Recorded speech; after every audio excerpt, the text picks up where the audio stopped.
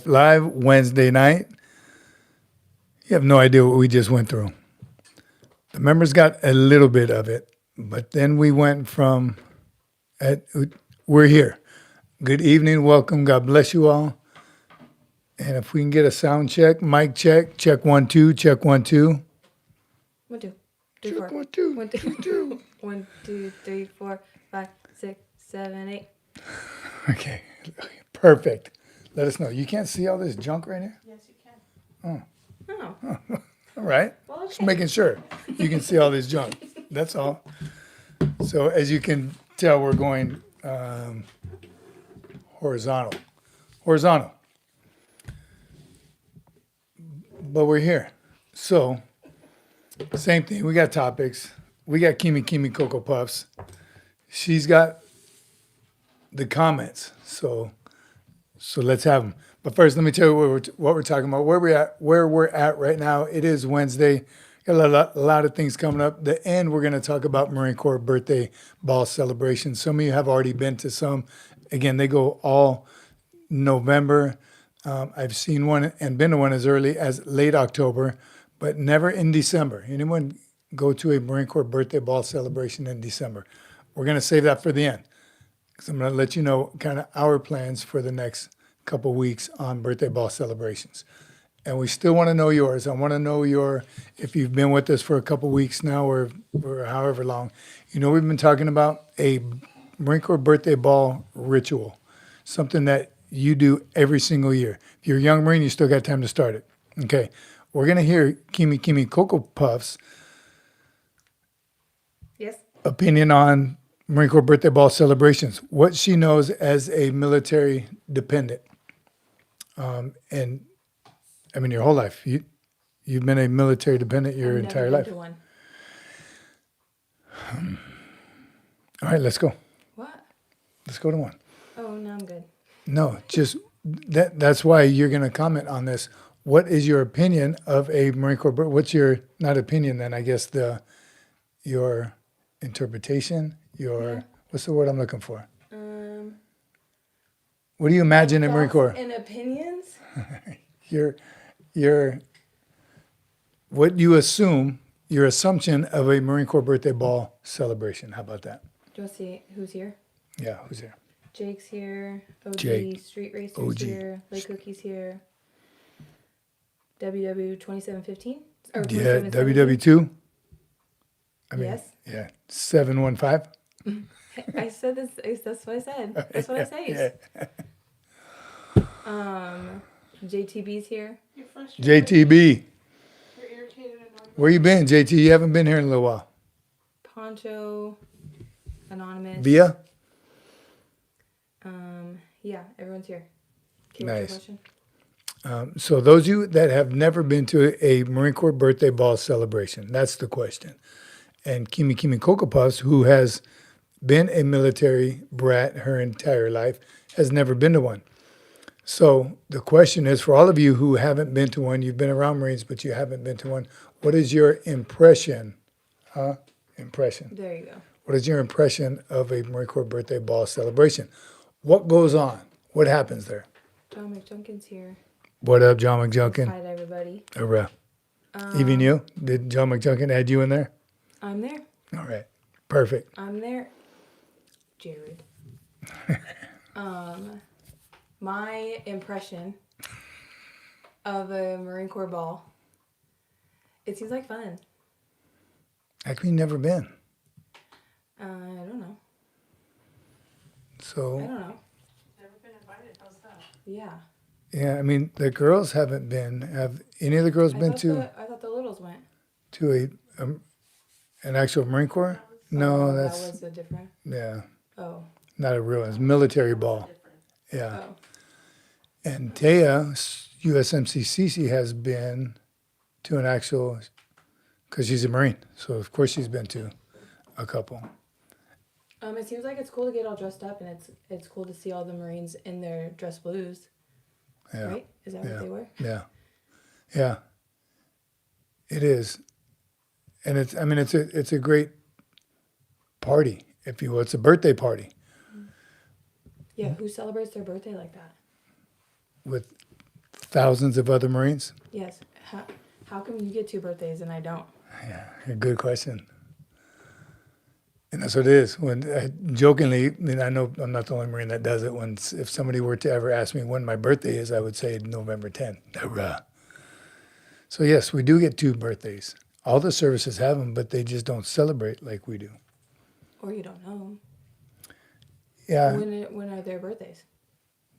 Who cares? Who cares? Okay. Just kidding. Just kidding. Just Other guys. kidding. The Navy does. The Navy has. Did they just celebrate? Or who just celebrated? Who's June 14? That's Army. And the Navy just celebrated theirs. I thought. October, yeah. They're October. Mm-hmm. They're older. No any. The Air Force, Space Force, Coast Guard. Get your father a drink. They have to have celebrations. They have to recognize their birthday. They just don't do it like fanatics like the Marines do. Shocker. Even I saw on Instagram. So sorry. I just saw on Instagram that they posted. I think the Marine message from the. Commandant's message. Was it Commandant's message, or I thought it was the one from the one you guys General celebrated? Lejeune. Or Lejeune, depends on where you're from. So yes, that's what I was going to say. So there's a ceremony to it. It's not just a birthday and you cake, and it is such there's a Marine Corps order on how to conduct it. Conduct what? The birthday ball celebration.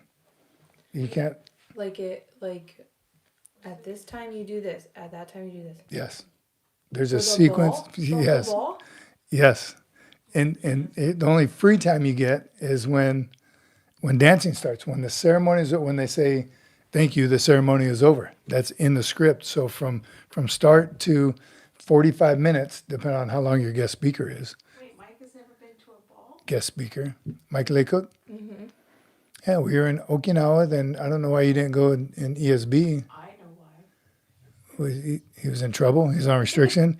You can't go to the ball while you're on restriction. I would. It's funny. That's another topic of discussion. I would have my restricted Marines go to the ball. They'd be the working party. So you get to go. You get to watch the ceremony. Do you get to wear your blues? No, put them in Charlie's or something Suckers. else. Yeah. David's only here for a second, so he's popping back on. David Bryant, good to see you, brother. He's not doing well, so he wants to just say hi. Hang tough.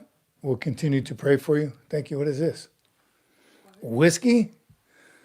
Focus. Finish what you're saying. David Bryant, feel better? Brother, we'll be here talking about you. We won't be talking bad. We're praying for you always. Stay strong. We got you. And Sunday. See you Sunday. Get some rest. We'll see you on Sunday. Thanks for the double tap. Thanks for the double tap. Doc Holiday's here. What's up, Doc Holiday? I'm assuming this is OG Doc. Is it an Eagle Globe and Anchor icon? The dog with the cover on? Mm-hmm. I mean, yeah, dog with the cover. Annie Banana's here. That's the real Doc Holiday. Mike Laycook said, that might be a good reason. Think I spent 200 days in total restricted. 200 days restricted. Almost a year. Yay, a guest. That's There's from it. Annie. That's from Annie. Oh, Annie Banana's here. We're talking about the Marine Corps birthday ball celebrations. And funny, because I said it was going to be our last topic. And then, of course, we just kind of went off on it. But my question to the community is, again, what do you assume happens at a Marine Corps birthday ball celebration? I saw in here someone said, I've heard of the oldest and the youngest Marine passed down tradition. I've heard of that. But obviously never seen it. And that has to happen. Again, part of the script. It's a script that you have to follow. So first sergeants and sergeants major typically they're the ones who organize it. They don't do it themselves, but they have a ball committee, right? And the ball committee, that's why anytime I'm a guest speaker, I always got to try to remember to thank the ball committee because they bust their butt. The Marines practice a couple weeks in advance. They know how to drill The and ball stuff. committee are Marines. The Marines who are participating in the ball, so they're like the sword detail. They're the cake escort. You talking about cutting the cake? Mm-hmm. So 4 Marines walk the cake out. It's on a card. I mean, again, it's follow the script. They march it out, and you typically use a private, a PFC, a lance corporal, and a corporal. You try to get every rank involved in it, represented. The sword detail, only NCOs and above can carry the sword, so you have to start at corporal. So the sword escort that and they walk under that's usually a corporal, two corporals across from each other, sergeant, staff sergeant, gunnery sergeant, first sergeant, master sergeant, sergeant major, master guns, depending on the size of your unit. So a company only goes up to a first sergeant. So you wouldn't have a sergeant major or master guns at a company level ball. So all those Marines are also on the ball detail, and they go and they rehearse wherever the venue is. It shouldn't be more than 2 weeks out. I was just going to ask how far out Yeah. are they prepping? It should be about 2 weeks, just because it's, they got to fine tune some, and depends on your dance floor size. Colors, the color guard is part of the ball detail. They come and they practice. They got to make sure that the pikes don't hit the roof or chandeliers or where their walkway is. So a lot goes into it that your typical Marine and spouse show up and like, oh, this is cool, this is nice. But it's the behind the scenes guys, the ball committee. Spouses get involved with the ball committee because they typically do the decorating, right? The every table's got some kind of centerpiece on it. A ball gift, right? There's always a gift for each participant. What was your favorite gift? K-bar. What's a gift? A mini K-bar. It's a knife. The K-bar that are killing knife. Oh, that's a legit gift. Yeah. It's not like swag. No, it's a legit gift. Usually, typically a coin, challenge coin, or a mug, or a Yeti, shot glasses. Typical things that Marines do. Drink, coins. I've had some very cool ones. One was a tip of the spear. It was a 2.5. It was about this big. It was a. Oh, but that little. Yeah. That's cool. So it is cool, and that's all on the ball committee to get creative and have something other than just another mug, right? You see in our cabinets we have steins and mugs and glasses and shot glasses and Yetis, and so I always like to try and get a little creative. But the K-bar letter opener is by far my favorite. A little dangerous. Something you should not give to 1,000 Marines on their birthday. And it even said on the box, do not open till after the ball. Yeah, right. Yeah. All they saw was open. Open now. That was a cool gift. That was 3rd Marines. A couple of things. John McJunkin said I was supposedly invited to a 2nd Marine Corps birthday ball, but apparently the U.S. Postal Service, United Parcel Service, FedEx, DHL were all closed the day my invite was sent. Oh, dang it. Must have been that turf toe. Maybe you couldn't make it to the mailbox because of your turf toe. Can we read WW 2717? Yes. Annie also said she's excited to help set up with the ball this year. Okay, so the question from WW2 717.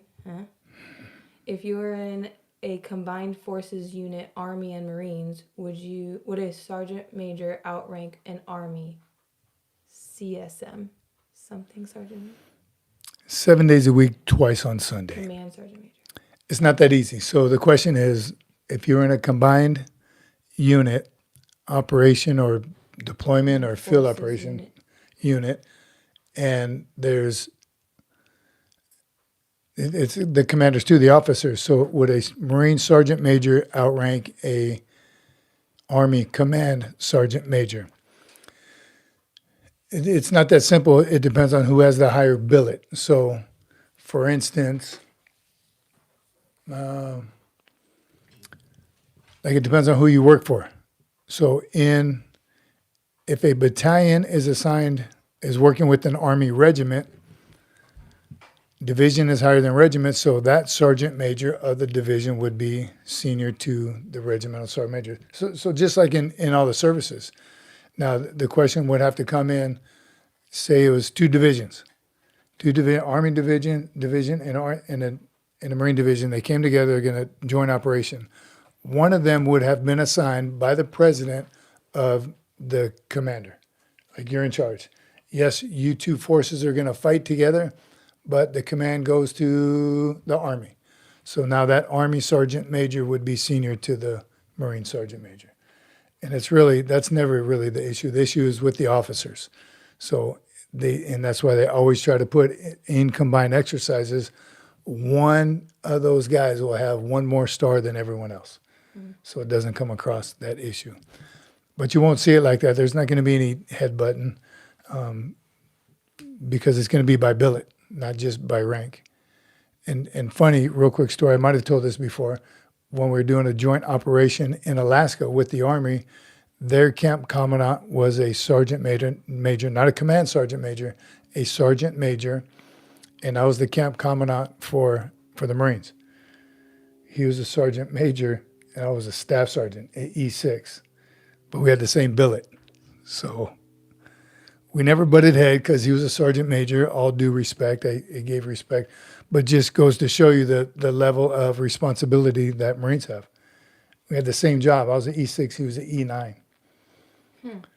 So what he should have done is put another E6, an Army E6, and me and that E6 could have worked things out. We did. He was cool. He didn't mind. I took charge and he liked it.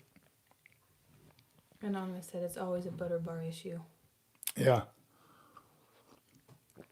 So the lieutenants, the officers, they might have some kind of issue with it.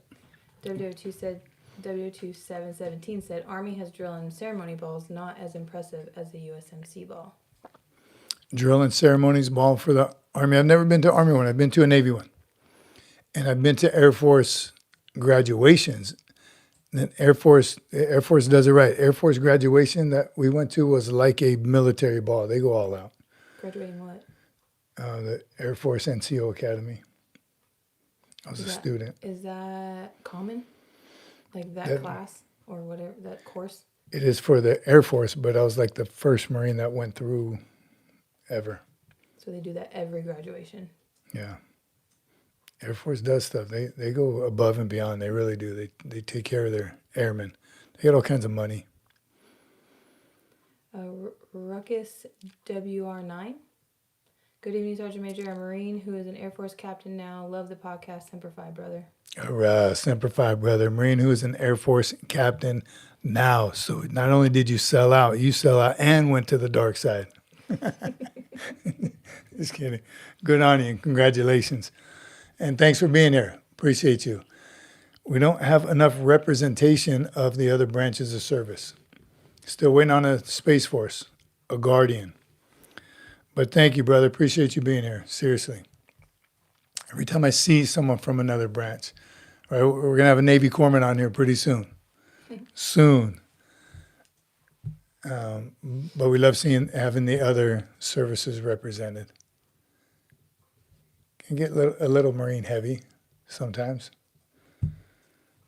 Sometimes. All right, here's our topics for tonight. John McJunkin, you and crew better be ready. I did a short yesterday on the open squad bay. We talked about it a little bit on Sunday, but really, what's the pros and cons of an open squad bay? We'll never go back to it. Open squad bay, for those of you that don't know, is just like boot camp. It's just a big open room with bunk beds, about 50 of them. That's boot camp, though. And in the Fleet Marine Force, in your duty station, it's similar, but just less. There's like probably 30. Not much less. Not much, because you have to fit a whole platoon in there. It depends on where you are geographically. Like, I'm sure the East Coast probably had more. They probably got out of open squad bays before the West Coast. Camp Pendleton had those H-style barracks. I'm guessing about 30 Marines probably fit in there. Enough for a platoon, 36 Marines. And there, you have cubbies. It's about probably as big as this room right here with the wall lockers just separate you from your neighbor on both sides. And then a big walkway down the center. Again, just like boot camp you see in the movies, except you have a little bit of privacy. And that's what I said in my short, if you watched it.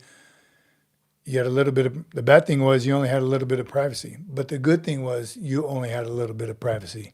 And the point is, you know everything about everybody in your whole platoon, the teamwork and the unity and the camaraderie and the brotherhood, the sisterhood. It's just like camp. It is. I mean, it is. And the shower, the head facility was like boot camp. It was a rain room. It had a couple posts in the middle with 4 or 5 shower heads, Like at the beach. like at the beach, but indoors. And the heads, at least the heads in those had doors on them. The toilets had doors, still urinals, sinks, right? It's I remember seeing Teos. yeah, We yeah. went, Oh, that's but right. We didn't get like a huge tour of where the bathrooms were, and So it Yeah. sucks, but it really did build that unity. You spent that much time together. You just knew each other, knew everything about each other. Again, when people the indicators of when someone's feeling bad, depressed, problems back home. Doc Holly is asking, did open squad bays build discipline or just make everyone an expert in snoring? And that's, you had to listen to everyone snore. If you weren't a snorer, that was tough. You had to listen to everyone's music, right? There's the first one to get a boom box. Just all that did was cause other people to get boom boxes and try to drown each other out. There was no cell phone, so you didn't have to listen to anybody crying on the phone to their girlfriend. You had to go down to the phone center. So I think a lot of pros and cons, but the consensus was in the comments, if you watched the short, was it built teamwork and unity and brotherhood. But who wants to do that for 3 years? It also caused people to rush to get married so they can get out of the barracks. Yeah, Jared It wasn't said, me. Jared said, also, hi, Jared. If Marines weren't so nasty, I wouldn't care about open squad bays. I prefer 2 or 4-man dorms. That's who. Again, you smell all the farts. Every one of them. Ew. You know who didn't wash their behind well? No. And no separation, no alone time. You had a common area, which it had a pool table. The pool sticks are always broken. There's missing a couple balls. But it was a place to hang out. And even the best part of it was every one of them had a beer garden. Whether you drank beer or not, there was a picnic area. After every formation, you'd go hang out. There was a smoker section. All the smokers would hang out. You just spent that much more time together, which only resulted in good. Like us, we just migrate from one section to the next section, and then this, Yeah. and then that, and then go to bed together, and then we wake up and do it all over again. Basketball court, the H barracks. I'd never played so much basketball in my life, but haven't since. You don't want none of this smoke. Jared's calling you out. It's the real me. Ask her, Jared. No. Ask her the trash she was was- talking about you because you weren't here. No, he was here. He didn't say hi to me. Annie has a question.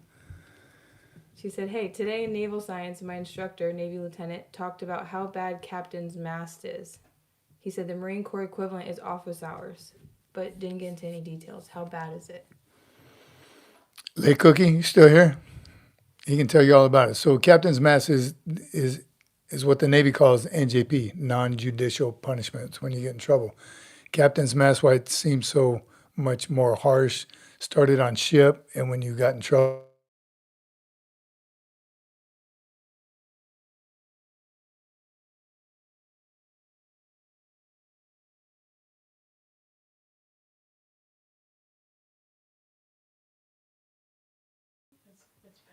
it's back. Are we back?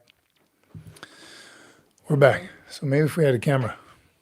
I got it. We're here. So it's NJP. It's non-judicial punishments when you get in trouble. So of course it's bad. There's no difference between captain's mast and office hours. Just the Navy holds captain's mast and the Marine Corps holds NJP or office hours. So yes, it's bad. It's because you're getting in trouble. Is office hours a code word or something? Why not? Why is it called office hours? Because you go sit in the office? Good question. I don't know. Because office hours in college terms is like, oh, come visit me at office hours if you have any questions. It doesn't seem like a bad thing. Yeah, no, it's interesting. I don't know. It's NJP, Office. What's NJP? non-judicial punishment. Oh. And AKA office hours. AKA office hours. That's why, I don't know. Sometimes we'd call it one. I mean, I always assumed the official term was NJP. Hmm. You're going up for office hours today. It's not a good thing. You're going to captain's mast. That sounds like a celebration. Hey, I want to go. Captain's mast on a pirate ship.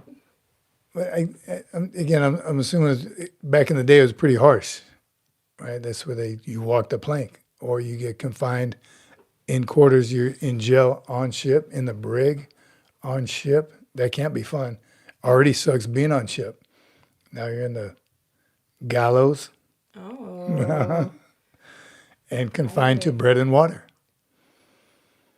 which is still, in fact, what's it called? Stoning is still in the NJP manual for courts martial. That could be a punishment. Yeah. Nowadays? Yeah, I don't know when the last time we saw one. Doc Holiday just $20. Will the real Jared please stand up? That's from Doc Holiday. And it called me out. Thank you, Doc. Appreciate you, brother. Yes, thank you. Even though it's at my expense. Oh, that's what he wrote on it. Yeah. Good on you, Doc. No, that's on Jared. Where you at, Jared? Was that really you? Were you really I was here? so convinced. I was so Jared, she was convinced. getting angry with us. Yes. That was not him. He didn't say hi to me. Yeah. Joshua Payne's here. Hot Rod's JP, here. Hot Rod, hello. Hot Rod, looking sharp.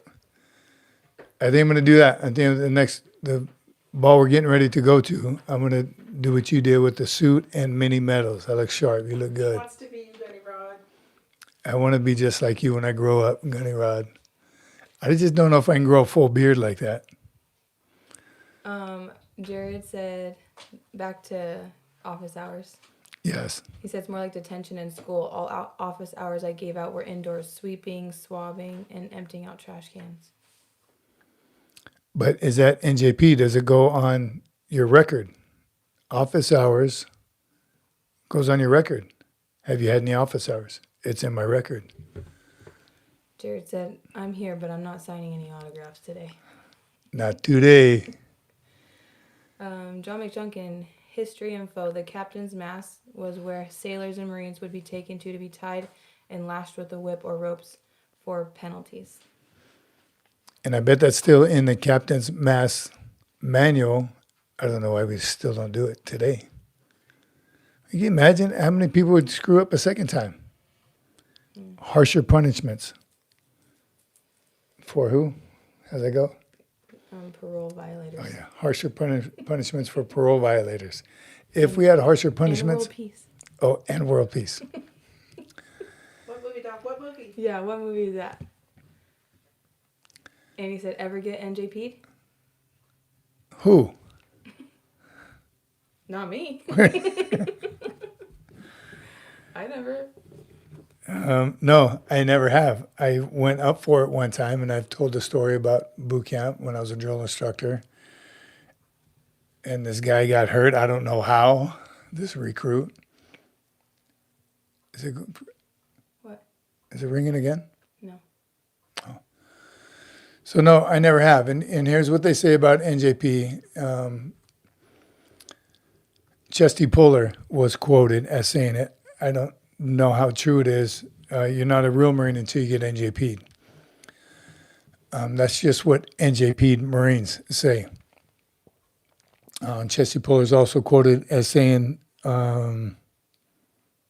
somewhere when he was visiting something, he's like, oh, okay, good. Now let's go to the brig so I can see real Marines. Brigs where the lake hooks are. So maybe he's right. And it's hard, nowadays it's hard to recover from one NJP. So part of the reason why, again, I wanted to stay in long enough to and have an influence on the decision of an NJP. Because too many times, the biggest one for young Marines, underage drinking. all the time. They get in trouble all the time. They think they're slick. They're 18. They're on their own for the first time. They got money. They find someone to buy them beer. They go to the barracks. They get drunk and act stupid. Hello, bust me, NJP me. Send me they just don't do it right. But it's a mistake that they should be able to recover from. And then you get some ego leadership that burn them, you underage drinking out of your damn mind, when that same guy probably did the same thing. Who doesn't underage drink at least one time in their life? I'm not condoning it and I don't recommend it, but it happens. And I just hated seeing young Marines get in trouble for that. Another couple of silly ones, and every case is different. Fighting, disrespect towards an NCO. Well, let's hear the full story. What did that NCO do or say? All right, was he an idiot? Did he deserve it? Then maybe we can go to another punishment, not NJP. Is it too harsh sometimes? NJP is too harsh because it goes in your record book and it stays there forever. So 5 years later, you're on a meritorious promotion board, 2 corporals getting ready to trying to pick up sergeant. One guy, maybe he just avoided trouble or never did anything wrong to get in trouble, but he's not that great a Marine. This guy, underage drinking at 18, his first year in the Corps.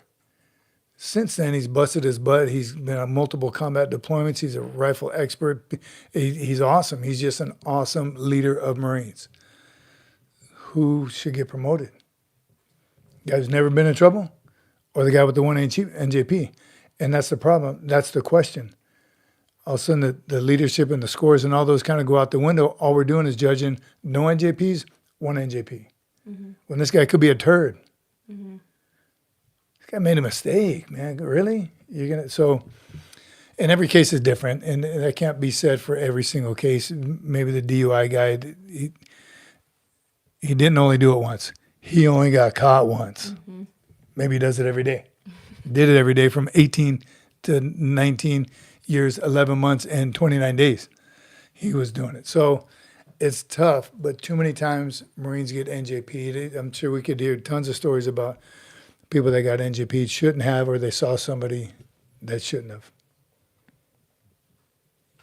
So no, you've never been NJP. No, Annie been Annie. I never have. I went up, but luckily I had a sergeant major who saw that I was that dumb kid that just made it a simple mistake, and I'm going to recover from it. Right? Had it not been for him, Sergeant Major Truscott, the biggest, ugliest, meanest sergeant major I ever met in my life, he during the NJP, he told the commander, "Sir, I got this. I got this. I got this." They were both chewing my butt. The battalion commander, another big dude, he's like, "I'm trying to make Marines. You're trying to break recruits." I was like, "Yeah, that's my job. I'm a drill instructor." He's like, "You idiot." And so finally the sergeant major told me, "Shut your mouth." I said, "Aye, aye, Sergeant Major." And then he did some magic with the battalion commander and threw it all out. How do you still remember his name? It was a significant time in my career. It was. I got in trouble as a drill instructor and I got sent home. What they do on the drill field is a little different. Took my belt and cover, right? He said, "Give me your belt and cover, go home." Dang. Yeah, and this is out in the middle of nowhere, and I think you were like 2, and I needed a job, and I didn't, "Don't call us, we'll call you," kind of thing, and I walked home. Uphill, in the mud, In the snow. both ways, snowing. So it was interesting. So I learned a lot that day. Why do I remember? I remember the battalion commander's name and everyone involved because it was definitely a significant leadership learning point in my career. And that's Annie Benani will tell you too. If there's no training value to what you're getting ready to do, don't do it. And that's what the battalion commander kept saying to me. What training value did it have, what you were doing to those recruits? And I had nothing. Instilling discipline, sir? No. It had nothing to do with their infraction. Right? They were moving slow was why I was thrashing them, but I went overboard and thrashed them a little too hard. So it had no training value. All it did was teach them to hate me. What you want as a drill instructor, but you also want them to respect you because you're training them to become a Marine. And I just wanted them to hate me only. So a learning lesson. And luckily it was early in my DI duty time. And then it just flourished from there. John McJunkin, Master and Commander, The Far Side of the World. That was the movie he suggested. Have you heard of it? Master and Commander. History info, the captain's mast is where the... Oh, wait. A great naval film to watch called Master and Commander, The Far Side of the World. I'm going to. I haven't seen it. It gave audience a realistic up-close look at life aboard an 18th century Navy ship, the harsh life, miserable food, extremely realistic battle scenes. We have a request for Marine Gunner podcast. Marine Gunner podcast. Yeah. Marine Gunner, for those of you that don't know, is a chief warrant officer, 3 through 5. He can be a 2. Can he be a 2? Any gunners out there? It's the infantry warrant officer. So not just a warrant officer or chief warrant officer. You have to be a infantry staff NCO first, put in for the gunner program, get selected to the program, then go to school, and then go into the fleet. So gunners they're unicorns. You don't see them that often. One side they wear the bursting bomb, the other side is their rank insignia, depending on what they're. It doesn't match, yeah. But it doesn't. But that's a Marine gunner. Those are the only warrant officers who actually get called gunner now. And I know a few. I just got to find someone near here. So if you know one, hit us up in the comments. Jared said, ugliest Sergeant Major? I thought all of them were pretty. No, not this one.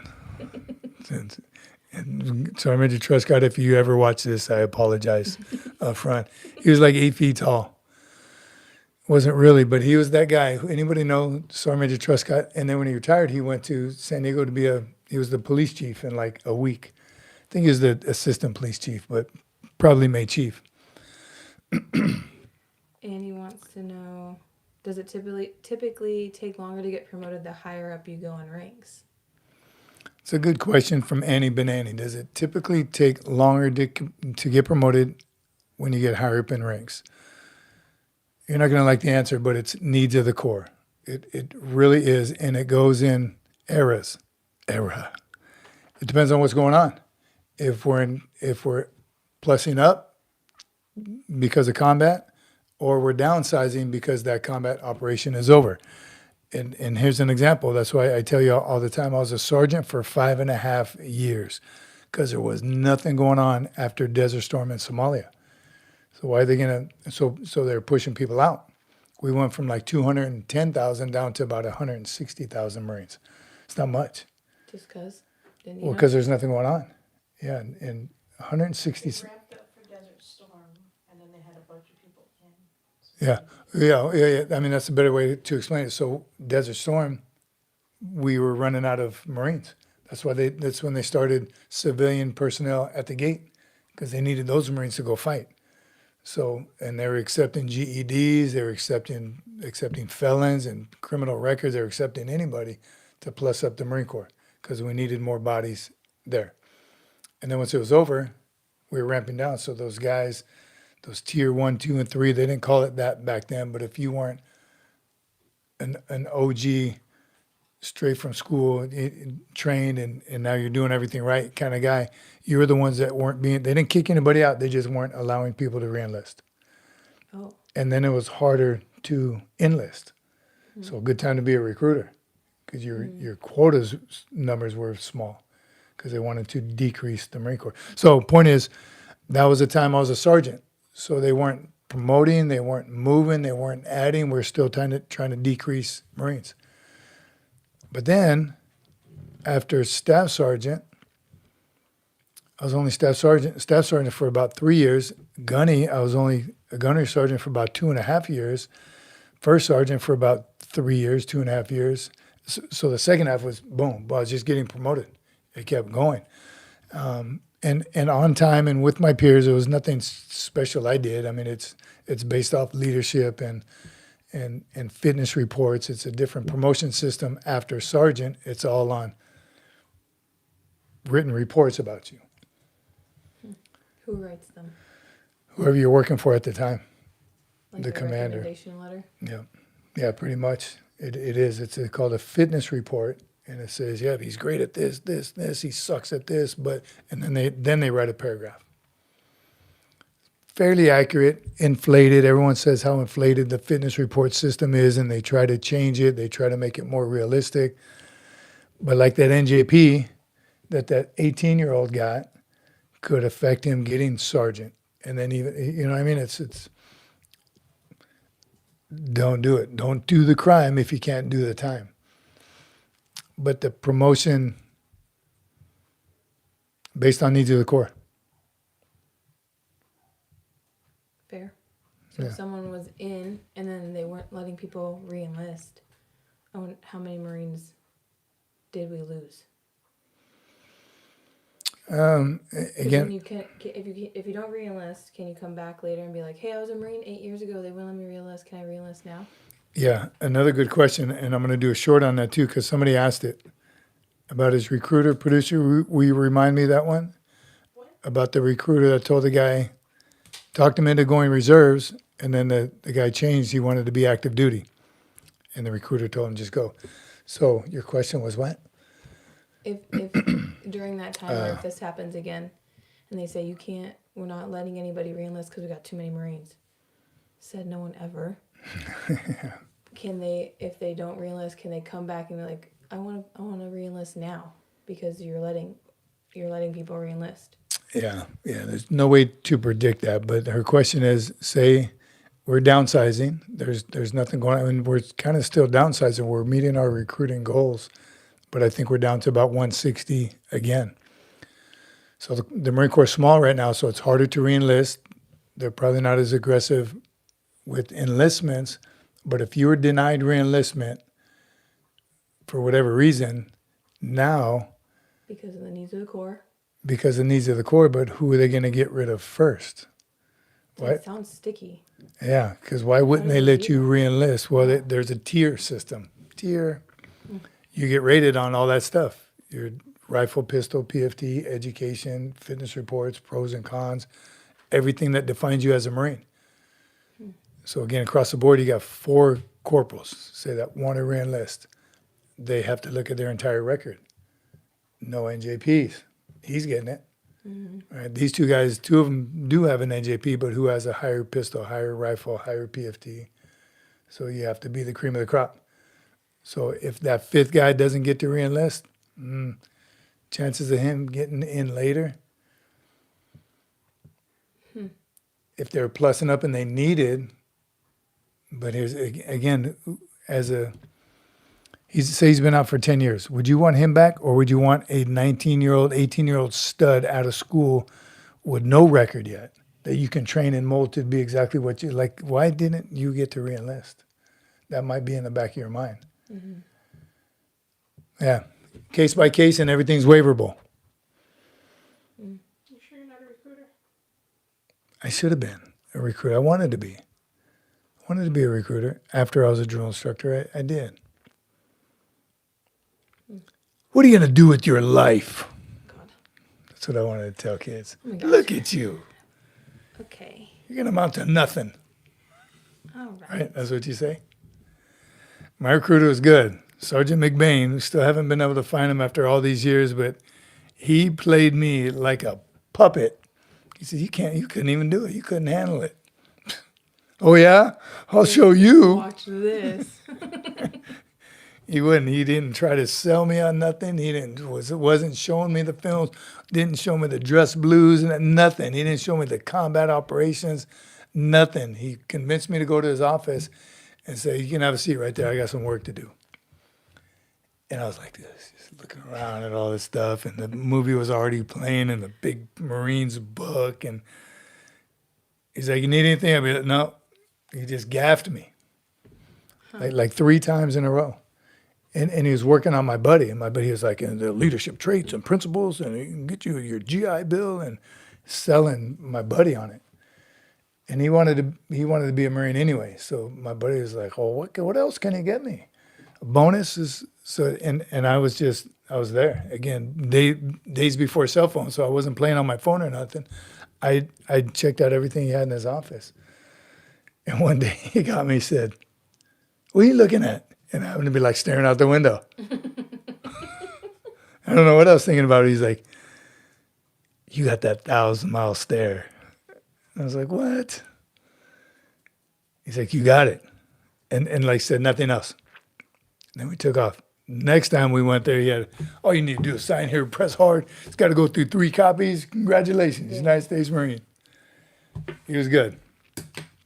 And I had no plan. What? Oh, his noise hurts. Okay, so our other topics. The open squad, but I think we beat that up enough. Put a poll up? No. Oh, my You bad. put a poll up? My bad. What's the poll? I don't know where it went. It's at the top of the comments. Mm, Where will you be spending? Mm-hmm. Where will you be spending? noise. Yes. Please. I don't have a mic over here. I'll disconnect you both right now. I'll unplug everything. I'll knock I over the can't- camera. What is the survey? I see the surveys when it's blowing know. up. Where are Oh. you celebrating the Close. 250th birthday ball? Oh, that, Listen, sorry, one more time. see the disrespect? I'm listening. A little louder. Do you need a mic? Where are you celebrating the 250th birthday ball? Traveling to a birthday ball event, local watering hole, simplified, at home with my homies, cheers, or Ton Tavern. Hurrah. Cool. Exactly. Nice. What does it say? What does it pull? Right now, majority is saying at home with my homies. At home with my homies. So, interestingly enough, I think there is a lot of people that don't go to the Marine Corps ball celebrations. Clearly, Lay Cookie, your first 4 years. No, I don't know. I mean, because we didn't go to one every single year. If you're a Marine, what's the reason to not go? Yeah. Besides the famous NJP. Yeah, good question. Why would you not go if you're not going to be in the area? I mean, if you're on leave, obviously deployments, field operations in a school, but even those schoolhouses have something, a cake cutting at least. If you do nothing else on the birthday, you should do the cake cutting. And if you're in a school, your TAD, your TDY, whatever it's called, wherever you are,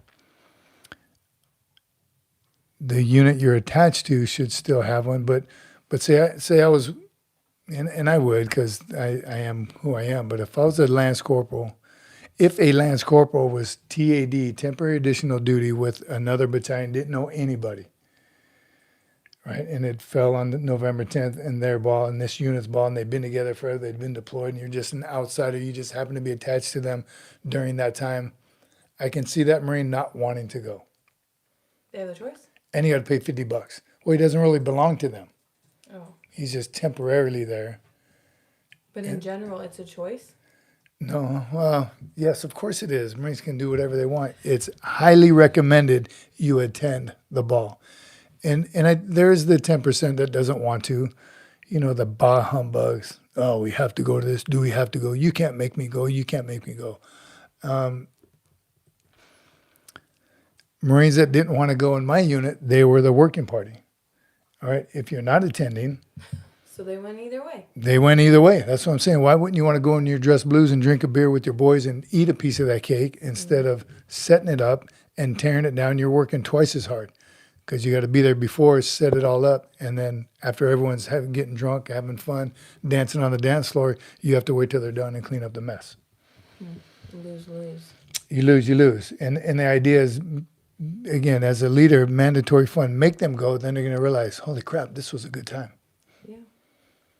Bah humbug. Yeah.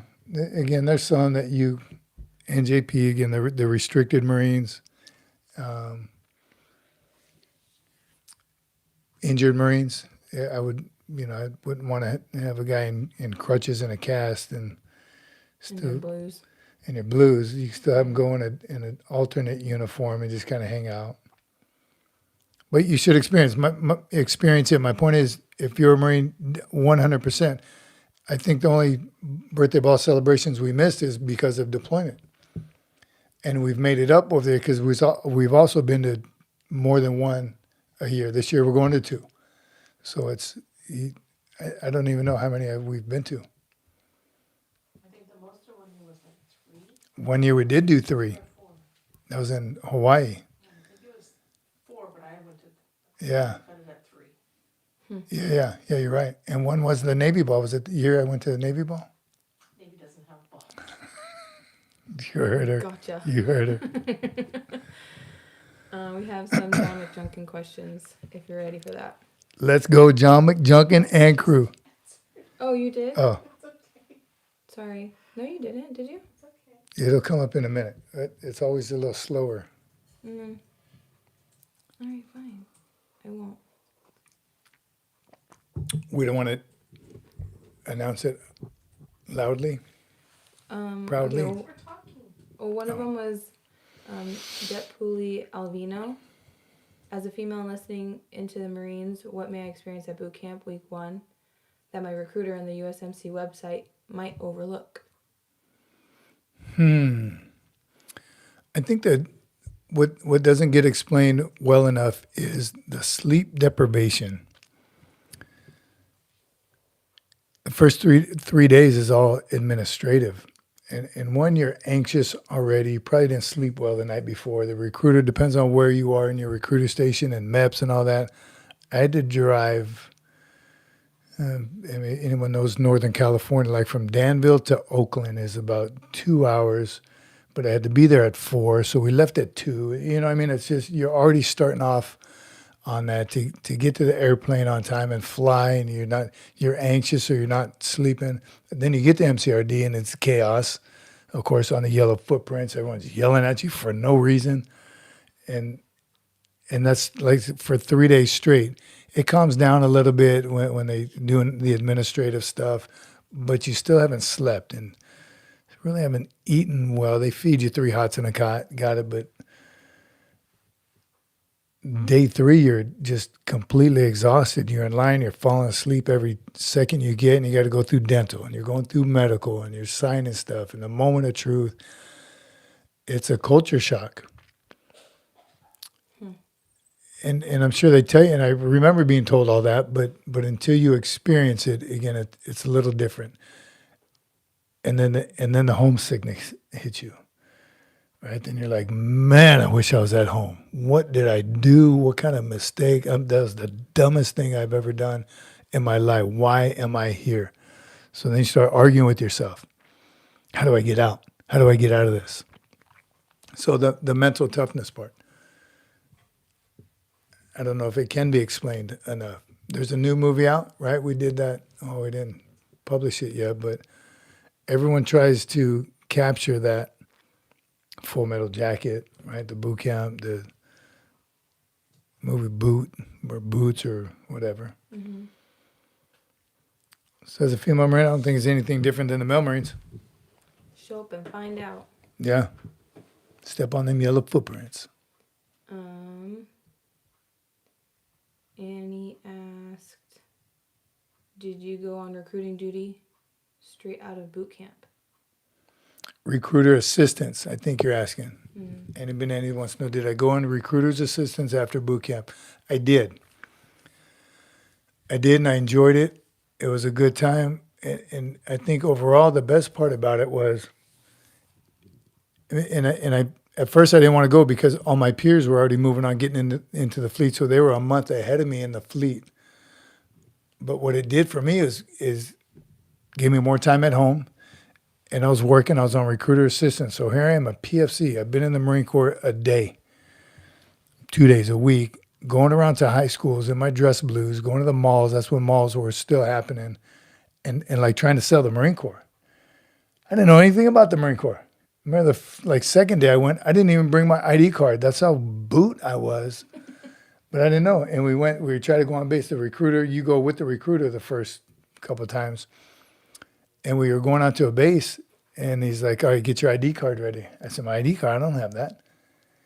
And he lost his mind. I'm a Marine. You carry that with you wherever it's your government property.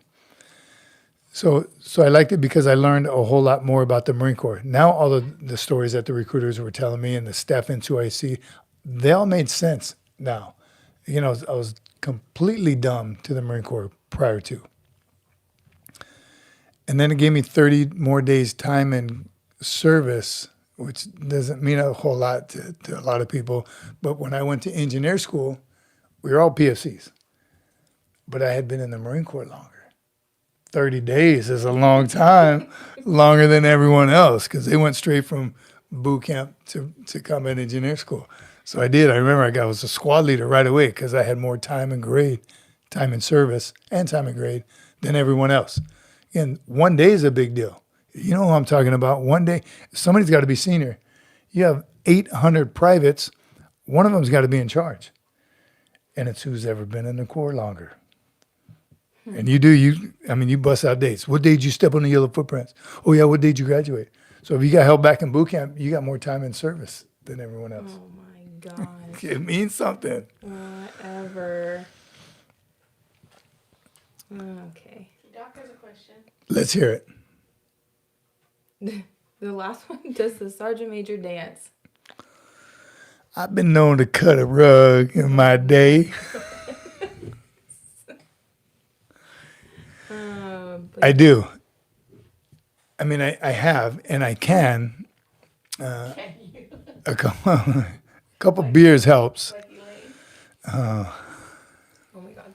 Oh my gosh. Oh my gosh. That's it. Move this table. Let me show everybody right now. No, I do the big guy dance, and you just stay in your own little area. You barely move your feet, right? Look around, kind of mean mug some people.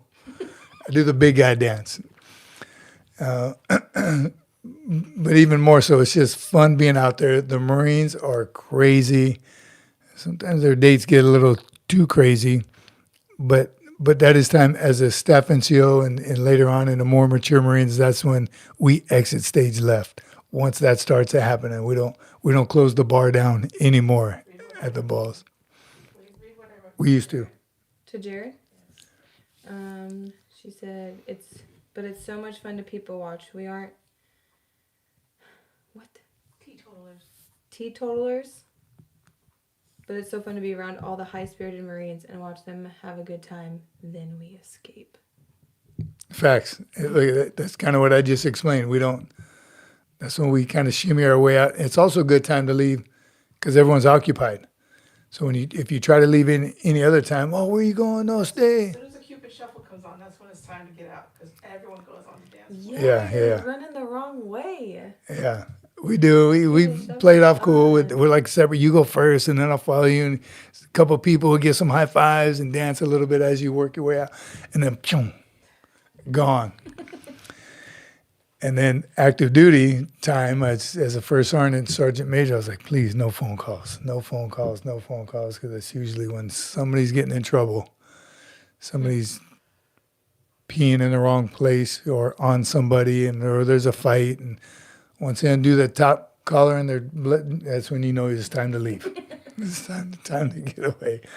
Those days are over. The thing's a menace. Annie said we're gonna cut a rug this Friday. Stand by. She said all caps. Annie Benet, stand by. Maybe I will wear my uniform, my Lance Corporal uniform. Oh, my goodness. Where's Gunny Rod? Is Gunny Rod still here? He sent us a picture of him cutting a rug at the ball. And he said we got in trouble later on in the evening for being Lance Corporals. He's taking off right now. Gunny Rod's taking off. Good to see you, brother. Congratulations again, and so glad you had fun at that ball. That was awesome. Hope you filmed the presentation. I'd love to listen to it. But thanks for being here, brother. I'll send you mine when me and Annie are cutting a rug. Randall Knapp said, USMC trivia, who is senior goes by 1, rank, 2, time and grade, 3, time and service, 4, if all is the same, lastly goes by age. That's some great trivia. Good info right there. So if everyone matches, you both have the same time and grade, time and service. What was the other one? Rank. So you're the same rank, been in the Corps the same amount of time. So you went to boot camp together pretty much. Last thing is age. The chances of you having the same exact birth date and year is probably pretty slim, but I've seen it come down to who's oldest. It's like siblings. Someone's got to be senior. Someone's in charge. Every time, someone's got to be in charge. And luckily with Marines, it's hard to distinguish because everyone wants to be in charge. That's a good thing instead of trying to get someone to step up. Somebody's got to take charge. I will. Sit your butt down, private. No thanks. Okay, Doc Holliday has a question. Sergeant Major, my youngest boy Jaden is 14 and already talking about following his brother's footsteps to become a Marine. Any advice for a young one wanting to start early and prepare the right way? 14, I think, is a good age. I think he's right on track already for even the physical part. I used to dog the young cadets and young recruits and high school students to not start too early. Your body's not even forming yet, right? Because every teenage boy wants to be huge and strong and cut all at the same time. And you can't do all that. And especially when you're 14 or 15, your body's not going to accept it. Then they want to take supplements and roids and all that crap over.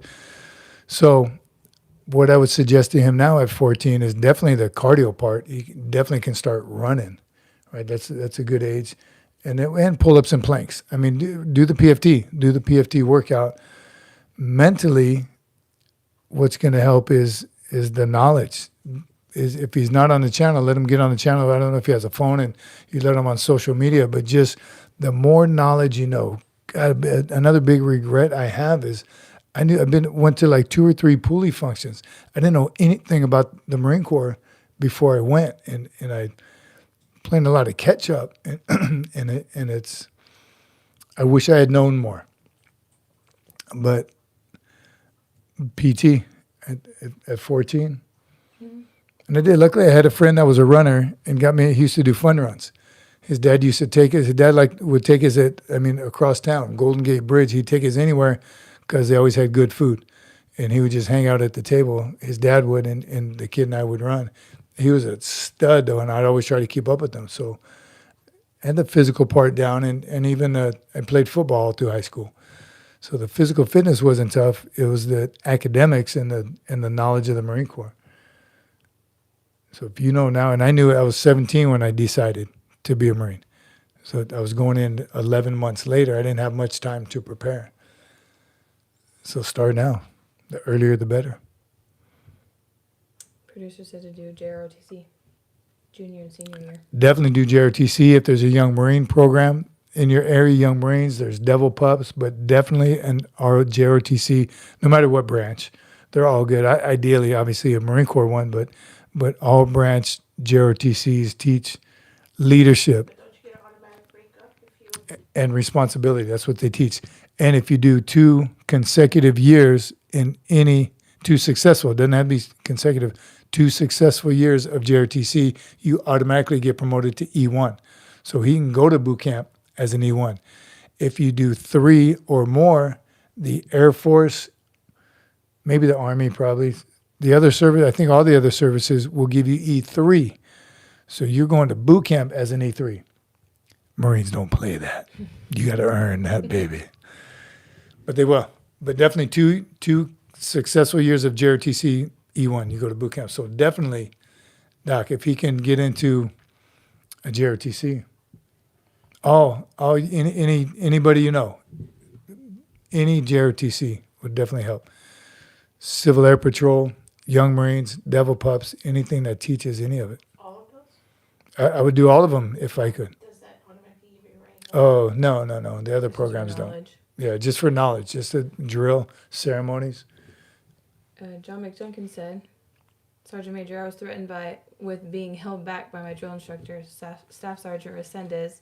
He even told me that I might be the only recruit to finally graduate on his 30-year retirement. More time ago, you'd be in charge. You would be the senior man at boot camp. Or your drill instructor's retirement. His drill instructor's retirement? His 30-year retirement. Man, you kept him down there that long just so you can graduate. That damn turf toe. get after it. Doc Holly is asking you a producer question. Mm. Do you dance? Let's see. Come around here. Come around here. Show him you're cutting her right. She does dance. She danced with me twice. Jared said, I graduated boot camp as an E2 because of college. I felt pretty big in the britches, but little did I know. LOL. And there's a lot, and that's another way to get promoted, to get meritoriously contract PFC. And as was I for getting a couple kids to enlist also while I was a Poolee. So I was a contract PFC, graduated guide. So I what it did for the drill instructors and for my company was, since they didn't have to waste the meritorious PFC on me, he was able to give it to another recruit, which is good, because there's a small, about 10%, I'm guessing about 10% of all platoons graduate PFC. Right? You see any recruit graduation, there's quite a few PFCs, and it's for all different reasons. JROTC, the recruiter hooks them up, college credits, those are the contract ones, and then the drill instructor is allowed to promote a number. Like the company commander will say, okay, platoon 1032, you can promote 5 kids to PFC. And it's your guide, squad leaders, your admin recruit, your house mouse, your whiskey locker recruit, your knowledge recruit. So you take those 10, 5 of them are probably already contract PFCs. Right, so then you can dig deeper into the 5 just most improved recruiter, the high shooter, the high PFTer. So it's pretty good. Again, our promotion system, I think, is the best. I don't think it's perfect, but I think it's the best of all the services. Oh, I found the poll. Oh, did you vote? No, Vote, and then does it show you the results when you vote? maybe. Traveling to a B-Day ball event. That's the highest one? No, but that's what you just voted. Oh, And it went away. Oh, there it goes. 29% said that. 24% local watering hole, Semper Fi. 43% said they're celebrating at home. so, and 5% Ton Tavern. I think that's probably the most common. And who was I talking to? Oh, a guy at church just said this year will be the first ball he goes to after he retired. The security guy. And again, it's things you don't think about while you're in. So those of you active duty, go to every single ball. Go to every single one, whether you want to or not. Don't try to find a reason to get out of it. You'll regret it later. I'm thinking I don't know if I never not went, but there's probably a time or two when I didn't make the effort to go to another one. Even today, I would go to as many as I could, as often, because there's going to come a point in time where You go to your last ball. you go to your last ball. Or to your first ball. Or to your first one. So we need to get Kimi to a ball. All of them. Yeah. After all that. Do I have to wear a dress or can I wear dress blues? Just kidding. Pretty fun to people watch at the ball too, because you see some stuff. Some spouses, some just don't get it. One year, didn't you babysit were you there in Hawaii? Was that in Hawaii? Yeah, we provided babysitters because that's also an excuse. Sometimes Marines say, well, I can't get a baby. I got to buy my wife. I can't afford it because they got to buy their wife a dress and get their hair did. And they have kids, so they need to pay for a babysitter. And it gets expensive. It really does. But one year we provided, and it was you girls. You must not have been there. No, I think I remember it was. It was in a hotel. We paid for the extra room. So I like vaguely remember. yeah, that. some kids of NPR the room or something. yeah It was like the side room. side room. So those married Marines with kids could bring their kids to the ball, but put them in that room and not bring them out to the ball area with you. Now we've seen that over the years. I remember they did. Either way, don't remember. daycare is something you got to consider. That's another thing I did as the sergeant major, or the first sergeant organizing the ball, was took that into consideration. And one, I think it might have been, maybe it was in 2-5. No, one ball celebration I put on. We busted our butt with, of course, the car washes and fundraisers trying to make money. I was trying to make it free for E5 and below, which, again, ball celebrations can be up in the $15,000, $20,000, $30,000 to put them on, Jeez. depending on where it is and the venue. We did some in Vegas where like $40,000, $50,000. Luckily, we had sponsors from the First Marine Division. Sponsors help you pay for them. But your typical ball, about $15,000, $20,000, because everything adds up. The hotel, the ballroom, how many tables you want, how many chairs you want. Do you want a dance floor? How big do you want the dance floor? Do you want the screen? Do you want a microphone? All that stuff. And you have to get it all from them, from the hotel. So I'm telling you, Rack up the price. it's no fun organizing a ball. But this one ball I put on, I was determined to make it free for E5 and below. You know, it was in Okinawa. It was. I think it was in Okinawa. Anyway, I was able to do it. I had to bump up the staff NCO and officer ticket prices, which they weren't too happy about it. But at the end, that's what we do as leaders. Sergeant and below went for free. That was at GSM, General Support Maintenance Company. You remember? She doesn't remember. Because it can get expensive. Anything over 100 is too much. And we've been to balls like that over $100. And if you're a young Marine, usually it goes by like E3 and below should be a certain price. NCOs should pay a little higher. Staff NCOs should pay a little higher. Officers should pay the most. I mean, that's typically how most people do it. But even for that young corporal or sergeant with the date, or his spouse, a new dress, a new hairdo, it can get expensive. Yes, it can. Let me ask a question. Yes. April and Carlos Santiago said, "Hey, I see that there's a campaign cover behind you. Why is that? Why is it that drill instructors in OCS don't wear campaign covers? I've always wondered this." Why is it that who doesn't wear them? The drill instructors in OCS. Oh, that is a good question. Santiago. I feel the same way. I never understood that either. And they even call them sergeant instructors and not drill instructors. Oh, that's a great question. So You don't know the answer? no, the Marines that teach, Is it because of Navy? the Marines that teach the officers, they go to Officer Candidate School, OCS, and they're Marines. Master Sergeant Moreno was a sergeant instructor. And he was a master sergeant, not a sergeant. So that's weird. It's all Marines. But the question is, why don't they wear smokies and why aren't they called drill instructors? I concur. Me too.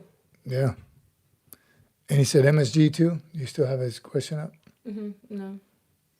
MSG, I don't, Yeah, he didn't say anything. I don't know. Yeah, that's a great question. I think they should as well. Even on the drill field, they're tightening it up. I think I heard that only drill instructors are wearing DI covers. Somebody correct me if I'm wrong, but like the battalion sergeant major is not. So only if you're training recruits.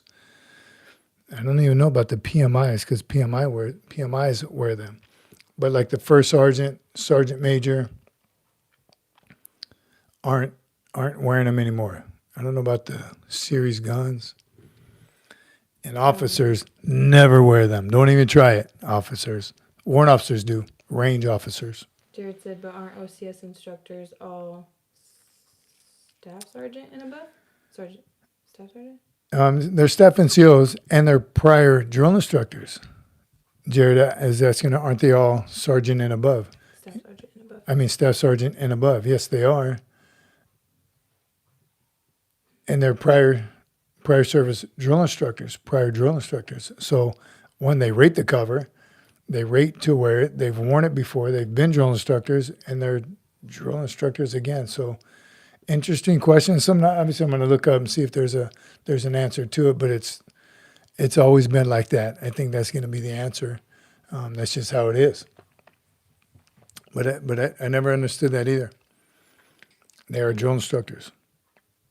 And back and forth in the comments, but John McJunkin says, Det Poolee Witten asks, Sergeant Major, I hope to become an MP in the Corps, but due to the needs of the Corps, they're sending me to firefighter school. I'm not happy, but I'll do my best. What's his name? That's Det Poolee Witten. Poolee Witten. So facts, they obviously must need more firefighters right now. But it's up to you. Any recruiters here, help me out, back me up.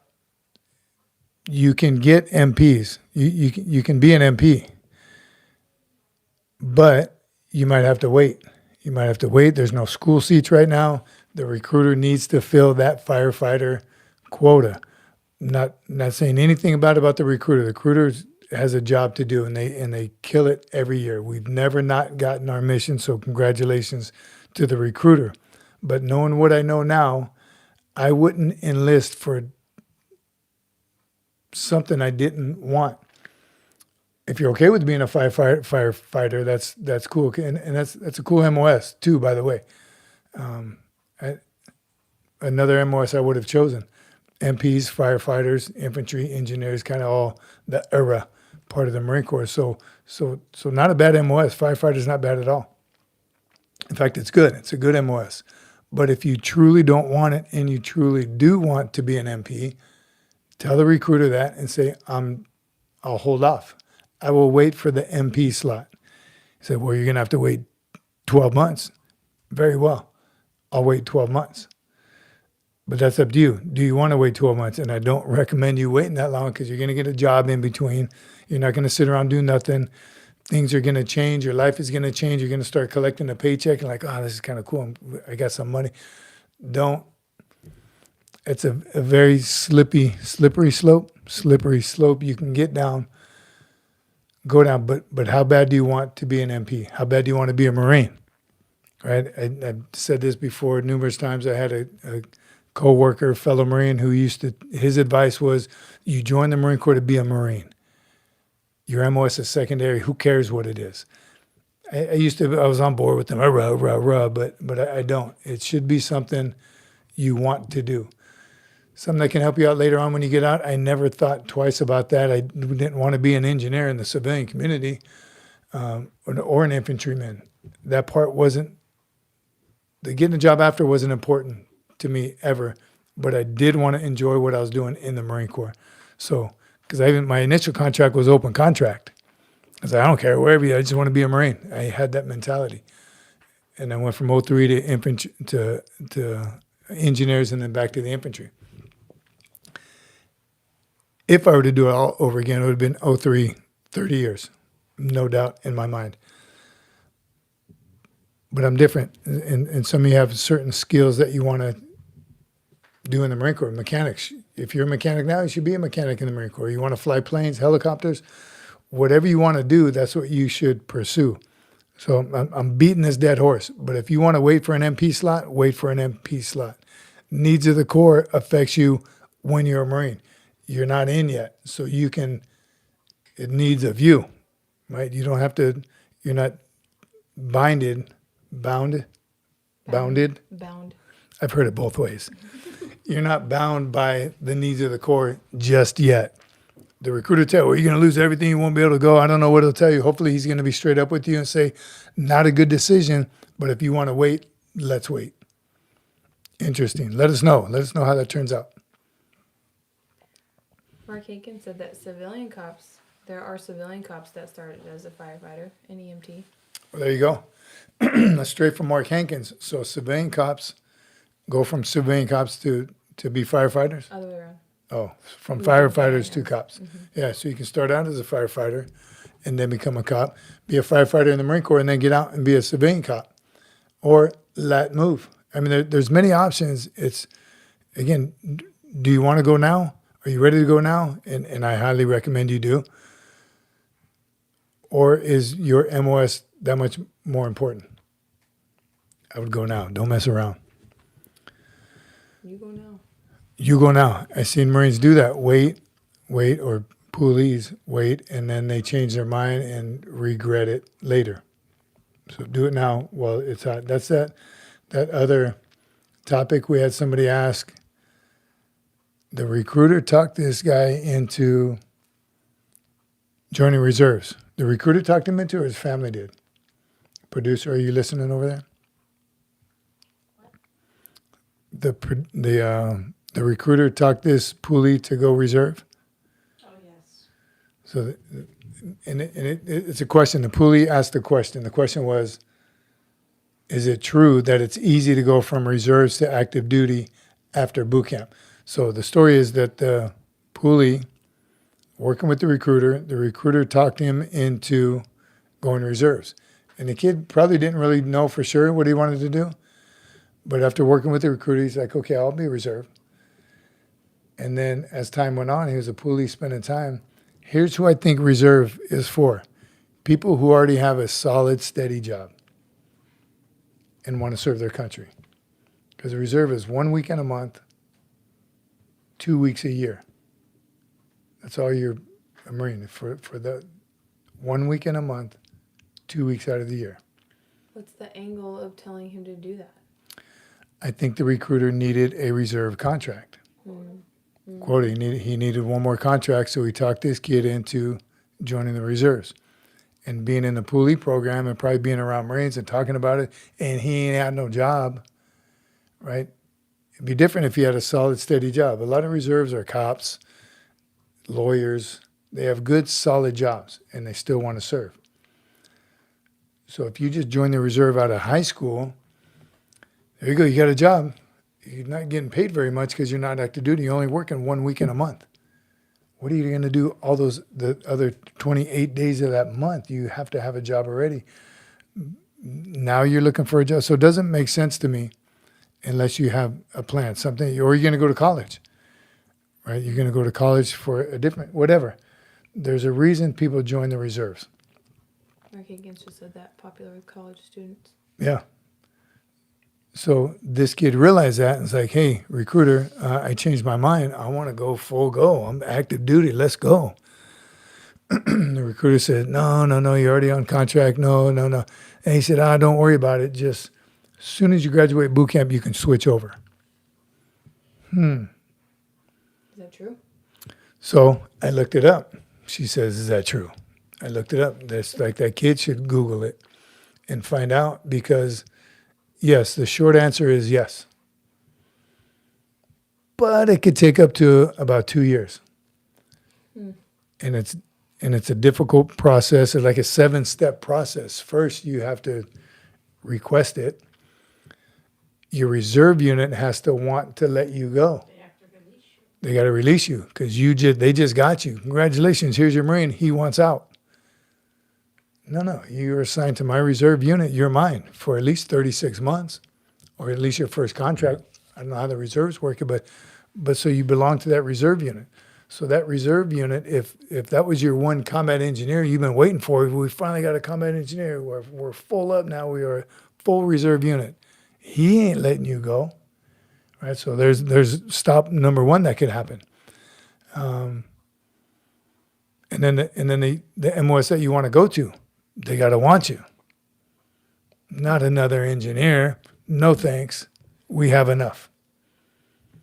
Right? And that's like 2 steps of 7 that have to, it's a request, has to be granted. If you received any bonuses in that MOS, that money's got to be paid back. Right? Because if you got a enlistment bonus for a truck driver, but then now he's switching, for a reserve, now he's switching from reserve to active duty. That's a different pot of money. So he's got to give that money back. So the answer is yes, it can happen. not after boot camp. He shouldn't have said do it after boot camp. He should have said do it after you get into the fleet as a reservist, and it's going to take about 2 years. That would have been a better answer, a more honest answer from the recruiter. Now, why would a recruiter do that? Yeah, it's just all for a quota. I think he needed the reserve quota. I think he probably hit his active duty quotas already. It's kind of lame. It is. It's selfish. Yeah, Selfish. because it doesn't sound like needs of the core at that moment. It sounds like Needs of that recruiter. Recruiter. Yeah. Yeah, he should have done his job in the beginning of the month. Or Maybe he wouldn't have to. and I'm not even sure quotas work like that. If there's any recruiters out there, let us know. I'm not sure if the quotas work like that, but I'm positive it's a lot of work. To get one Marine in, reserve or active duty, it's a lot of work. And everything would have had to been redone, I'm guessing. So maybe he just didn't want to do it. I don't know. Randall Knapp said his opinion. The reserves is best for post-active duty or as an older 20-ish someone. Younger people cannot easily maintain Marine standards or interests without active duty time. Yeah, I think so too. I'm telling you, I got to believe there's specific reasons that Marines join reserve, the 90-day reservists. I remember hearing that, and even as a drill instructor, we'd get a roster saying, oh, you got 2 90-day reservists. I don't care what they are. They're a recruit in my platoon right now. I'm going to thrash the crap out of them. But after a while, I would talk to them. What do you do? Why are you in the reserves? Oh, I've been a county police sheriff, deputy sheriff in Idaho, and I want to keep that job. Well, good on you, right? And he's a Marine, but they already have a job lined up or college lined up or So they just check in twice a month. Wait, one weekend a month for 2 times a year. and 2 weeks a year. Oh, 2 weeks a year. So every month, the nearest reserve station to your hometown, and sometimes it could be 3-4 hours away. And then if something happens, like we need to go to war, They activated all the grab reservists. everybody, no Yeah. matter what. Again, by MOS and what you need and who's trained, right? Those Chingong, Mas Chingong, the 123 from Corpus Christi is an infantry unit. That's what USMC Cece belonged to. She still does. They got a great reputation. They're a bad, you know what, unit. They're good infantry, all infantry unit, and they've been in combat quite a bit. So I think not just if we need everybody, if we need a good unit, and somebody needs a break or relief or whatever for whatever reason. But that's what they do. So that 1 week in a month, if you're a truck driver, you go to the nearest truck driving unit and you drive truck and change tires and change oils and check drive belts for that weekend. Do you stay there? Yep. There's like a barracks that they all stay. Every place is different. Like USMC Cece, they even stay in hotels because it was a Navy base. That's a Navy base, Corpus Christi. And they They meet in the morning, they PT, they put on their uniform. Males got to have haircuts. But the rest of the month, they don't have to do any of that because they're civilians and they have their civilian job. And then that weekend, they get dressed up, show up. And then 2 weeks a year, depends on your unit, but it could be they can send them to Okinawa for 2 weeks and go to Hawaii for 2 weeks and go somewhere. Usually training like hers are all infantry, so they would go to the field for 2 weeks. So it should have something to do with your MOS. Every now and then, even as engineers, they get, okay, we got some reservists here. They're going to be with us for the next 2 weeks. Let's take them to the field and show them some stuff. And the Marines, they're just reservists. For the reservists. They're in the reserves, but they are reservists. Oh, IST at the end of that word. A reservist. I didn't visually see it. Okay, JROTC, John McJunkin. JROTC Cadet Botnick asks, Sergeant Major, in my junior year in JROTC, I'm the assistant squad leader. The newer cadets are just not trying or understanding the drills we do. How do I help them? Well, that's kind of two different. Do they not understand it, or they're not interested? If they don't understand it and they're trying, that's an easy fix. That's what you want. They may not they don't have to get it right away, but they got to want to get it. If they're not interested, which is very common, and I'm sure numerous JRTCs across the globe. So, what is your unit doing that they shouldn't be, or what is your unit not doing that they could be? Is our drill sessions motivating? I love drill. So I would drill them for 8 hours straight. And I always had to remind myself, or other people would remind me, they don't love drill as much as I do. You and Annie, that's it? Yeah, right, me and Annie. But Annie were the only ones that could drill forever and watch drill and talk about drill. So you need to get creative with that drill, just like anything else. Soccer drills, right? How many times you want to take the shot from the 18 and the goal? It's fun the first couple of times, but it gets old. So you have to make drill practice not just fun, because it's discipline and it's instant willing. It's all the things that it is, but you got to make them want to go and want to improve. So some of your drill practices, don't even drill. Show them a film, boot camp, final phase, final drill evaluation. Something, kind of change it up. Bring a rifle in. Change it up get rid of the rifles and make some rifles out of broomsticks or PVC pipe. Something to spark their interest a little bit. Show them the color guard, but don't let them touch the colors. Not yet. You got to earn that spot. So instead of going out on the tennis courts or the basketball court, wherever your drill pad is, and all right, fall in, we're going to do inspection. All right, you have to invite some other schools. Try to find a college nearby or some Marines nearby. Do a little demonstration. You got to change it up. You got to make it interesting for them. Menachem's here. Finally, Menachem. Good to see you. Good to see you, Menachem. And Jared's reminding everyone that I'm questioning everyone's authenticity here. Facts. Is it really you, Menachem? Is it you? And where is Carrie Ann Marie? One time. Where's Ray? Jared. Who are we missing? Salty. Carl. Ray from Queens. We know Ray from Queens is working. Carrie Ann Marie. Eh? Jared said she thinks I'm a phony because I changed my profile pic. And Menachem said, burpees, Sergeant Major. What did I do to earn burpees? I will. I think that's what I'm going to go with. Menachem said, love the podcast setup. Thanks, Menachem. And is that Kimi Cocoa Puffs? That's me. Wow, he gave you a lot more than Jared did. Kimi Cocoa Pebbles. Oh, yeah. Cocoa Kimi Cocoa Pebbles. Pebbles. Cocoa Pebbles do beat Cocoa Puffs. I like Fruity Pebbles. Uh-huh. Set myself up for that one. Ran into that one. Menachem said burpees for him because he's late. Yes, And always, Jared said I have to give Kimi credit for keeping her head on a swivel. all the time. So this is our.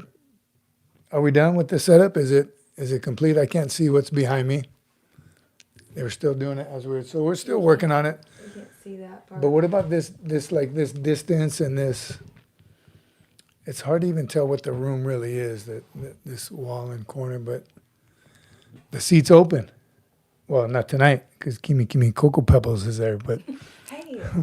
but it's open. So if you're interested to be in our podcast, What? oh, I like this one time. Oh.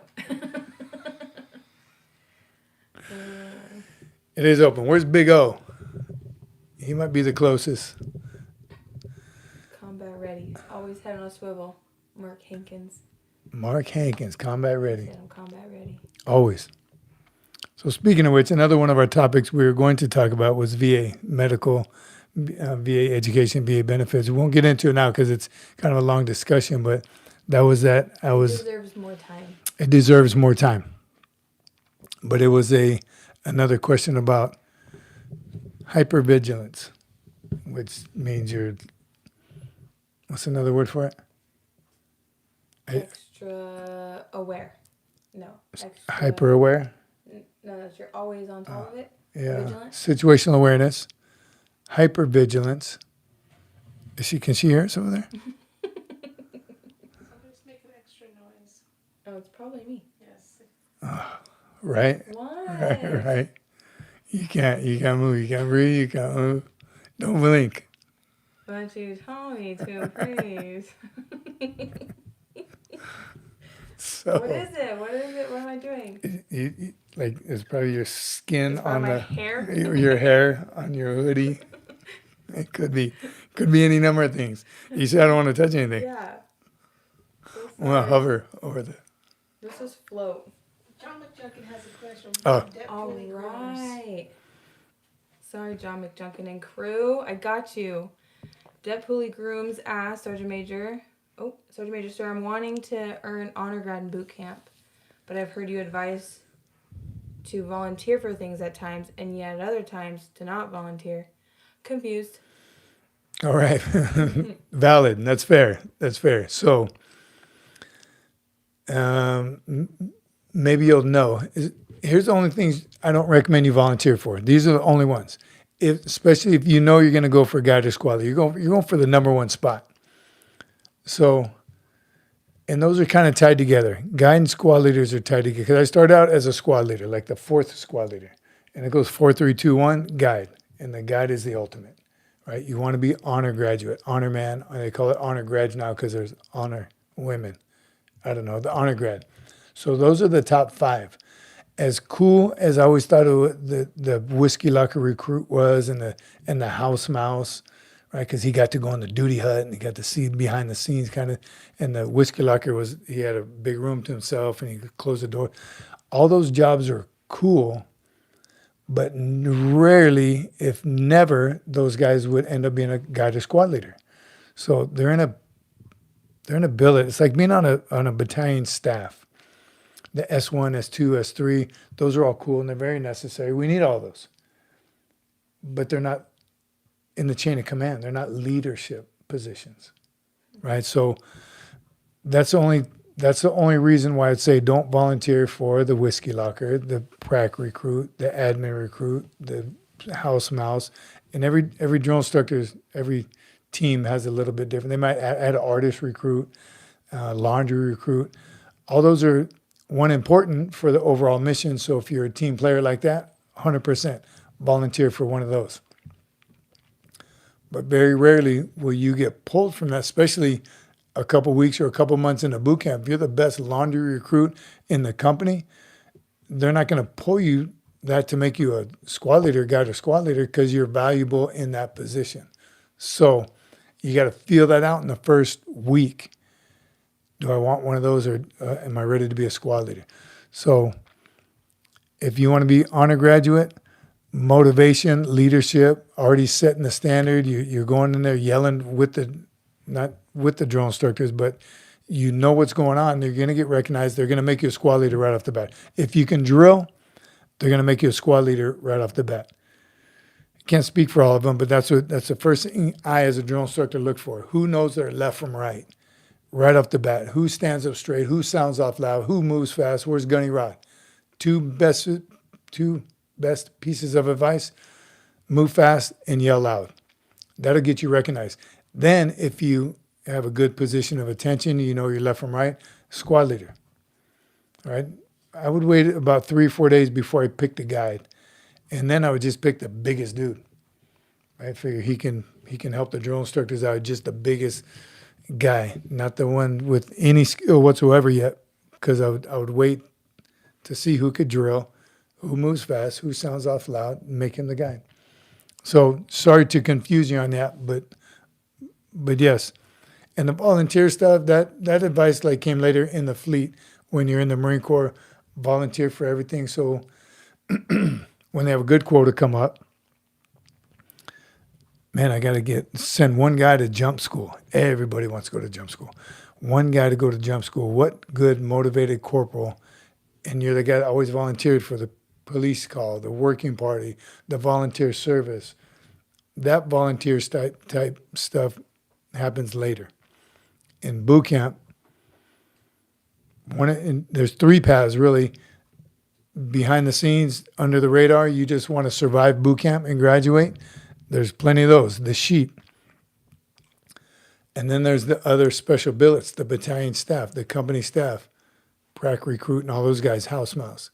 And then the leadership, the guy in squad leaders. So decide quickly which one you want to be. Not that it can't happen. All of a sudden you're the whiskey locker recruit because you have no, what are you going to tell the drill instructor? No, no thanks. Yeah, I was just gonna ask. It says they're volunteered, so they get to pick what they want, or the drill instructor just decides, or they say, "Hey, raise your hand if you want to do this." No, Not a terrible question. Here's the first one. Guide squad leaders again. I picked right away. I'm going to give you how I did it the whole time I was a drill instructor. Because the first day or two, you're mobbing around. I move forward, and 89 of them are just walking, and the drill instructor's just leading the way. Then you get in the squad bay. You start doing things in the squad bay, like, all right, get your boots and get online. You see who the first one's always there every time. First one's got both boots out. Correct one. All right, put those boots on the back of your rack. Grab your socks and get back online. Boom, boom, boom, boom. Is there 6 pair of socks standing by? That's the kind of guy you need right off the bat as a guy in squad leader, because he's going to finish his duty and then help his bunkmate, help the other recruits, right? He's already got it together. So you want him as the guy or squad leader. Those are easy to pick. That same very night, I would get them in the classroom, in a school circle, and I'd have them write a paragraph. And I would tell them what to write. I'd read it to them and have them write out, looking for someone with good penmanship, who can write, who can spell, because that's your admin recruit, right? First, I'd ask, anyone have any college? Well, sir, this recruit spent 3 days in college. It's okay, thanks. Me too. Or a kid that spent about 2 years. You might want him as your whiskey locker recruit. Someone you got to trust. They got to hold records. They got accountability. They're there for a reason. The smallest recruit, house mouse. So they don't get to pick. So, no, you don't get to pick. And every now and then a recruit comes, sir, how does this recruit become a house mouse, sir? And I mean, all drill instructors are different. So, no, I never asked for volunteers. It's not, okay, boys and girls, who would like to be I always picked a knowledge recruit. Recruit Einstein. That's the one with the most college, because he would help everyone study. He'd be up at night. He'd be making flashcards. I'd give him all the test material. He was in charge of getting everybody as smart as him. So there's a process to it, and all drill instructors probably have their own way of doing it. This is the Jared I know and love. Mm-hmm. They're talking all kinds of smack in the chat right now. Jared Menachem being old. How hard can you punch? Because Jared listens to Taylor Swift. What? Just kidding. I knew it. I knew it. Just kidding. What's your favorite album? They said, they're talking about good music, Slipknot, and Menachem said Jared listens to Taylor Swift. And then he said, want to know how hard I can punch? But John McJunkin did have a question, or just something to add. He said, Sergeant Major, I'm glad you brought up making VA claims. I was told you might be someone I could 66 count on. Maybe that 66 not supposed to be there. To help explain to them how traumatic my turf toe issue truly is. I will definitely write a letter to the board for your VA benefit, your medical benefits for your turf toe. It clearly set you back a long time. And he's back. And I do want to talk VA benefits, and we have briefly, but I'm going to add some stuff. It'll be on Sunday's show. I'll add it to the topics on Sundays. Annie Benanni's back. Let's hear from Annie Benanni about what she's been to. Military ball. No, they never had one. They ended up not having it. So military ball in JRTC, we used to hold a military ball with all the branches of services, JROTC units. So it's cool and it's fun. Similar, same with sword detail, color guard, and all that ceremonial stuff. but it's with all the branches of service. So it wasn't just Marine specific. I'm telling you, A to B from the Marine Corps, those things must happen. But And very, very similar. So a military ball is different. because they all can hang out and party. Yeah, it's just a lot quicker. Even the Navy ball I went to, yes, Navy has balls. Their ceremony was a lot shorter. I do remember that. You know, it depends on the guest speaker. 5 to 7 minutes, max. Short and sweet. Short and sweet. 10, too much. Especially at the birthday ball. Jared's good.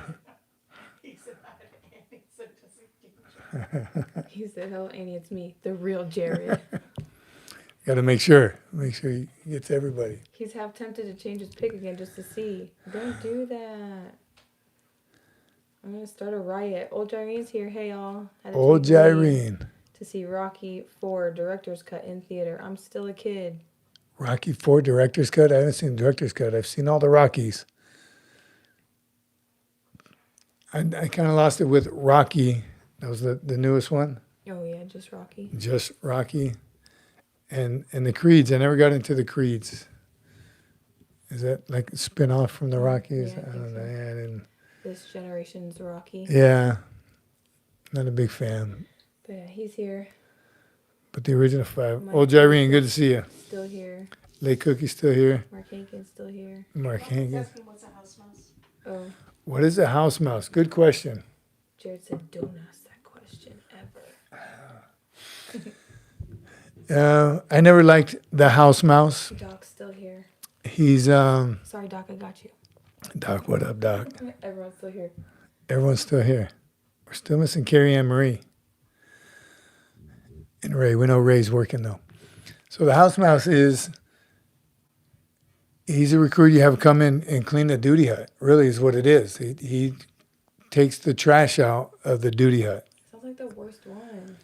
Yeah, but it's not because he gets to come in the duty hut. No recruits don't go in the duty hut unless you're the guide, maybe or squad leaders. Yeah, but Bang, I'm so bang. nervous still. And they are in the beginning. It's like I'm asking for more yelling. Yeah. I'm gonna be But it's proximity to greatness. because you have a title besides recruit. No, And because you get to be near the you get to be near them. You're the only recruit Guilty by association type of thing. Like that gets to be in the duty hut, right? Because the duty hut's like this, and that window right there would be to the squad bay, so it's open and you can watch the recruits. I used to sit at the window like this, just waiting for someone to do something. I would, and the door was right here, and so I'd have to be back and forth, waiting. And when they walk by either one, they got to put their back to it and sidestep past it. like a crab. Yep. I saw you eyeballing here. Sounds You like- catch them trying to look, It sounds like fish. and Right. right. I'm telling you, it's very similar. So that house mouse gets to be in there, and you know he gets in there, and when the drone starts, he looks at his friends and waves. I'm in the duty hut. You know they do. I know they do. They'll sit in the DI's chair. When the DI 10 minutes to empty the trash. right? Yeah. So I never, as a green belt, never, as soon as they come, sir, this recruit is here to take the trash. Shut your mouth and throw the trash out. You take it from out there. Don't you come in here. I would thrash the house mouse. They didn't want to be a house mouse. Like Near Cook me. said, I always thought house mouse was a weasel-like position. And it kind of That's is. what it sounds like. Yeah. House mouse. It sounds like a little bit like you're doing all the work nobody wants to do. And here's what they do. Like when they're taking the trash, the drill instructors are talking. They're listening to the drill instructors talk. Then they go out. I just heard the drill instructor. The There's a senior. shark attack. Yep, there's a shark And attack tomorrow. You And the guys do senior. that to me. Sergeant Cece's getting in trouble again because Uh-huh. they're the little drama queens, and they take forever to clean because some drill instructors have them like field day the whole duty hut, and it's small, it's tiny, and that's where the drill instructors sleep, right? And the head is in there. That's where the fridge and that's where the drill instructors can unwind a little bit, and you'll forget about a house mouse because he's the smallest recruit and he's in the corner sweeping up, and you forget he's there, right? And then now you're talking plainly Real things. real things. and he just slithers. He's like a mouse, slides in, slides out. So I never trusted the house mouse. Any of you out there trust house mouses? Mark Hinkins said a house mouse can be a snitch. Can be a snitch. I'm telling you, there's way too much in, and there's notes, and there's just stuff that, Right, they're like sweeping with yeah, looking in the trash, see what you're eating. Yeah, Jared said drill instructors are mean because they don't get tickled enough. just every now I just needed a good tickle. It's just a little tickle torture. Ooh, Gucci, Gucci, Gucci. Yes, SMF, and he worded it so eloquently. He said proximity to greatness. Yeah. The house mouse, and the other, the real important one is, I don't know if they still do it, is the admin recruit. So back in the day before computers, when like Jared was around, the scribe, yeah, I said admin recruit. No, it's a scribe. Yeah, scribe is different from the house mouse. Jay Dilly said that scribe. Scribe, different than an admin recruit. same.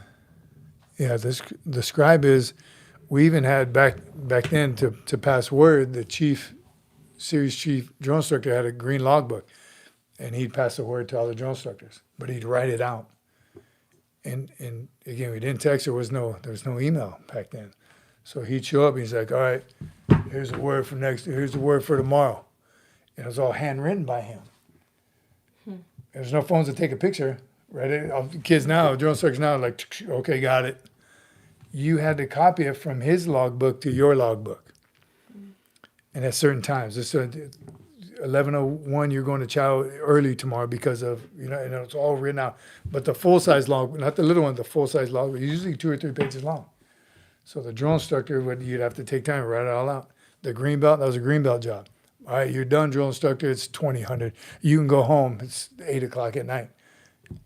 After you copy the logbook. And then that logbook goes around to all the duty huts. That was an archaic process we had. But then you made your notes off the logbook.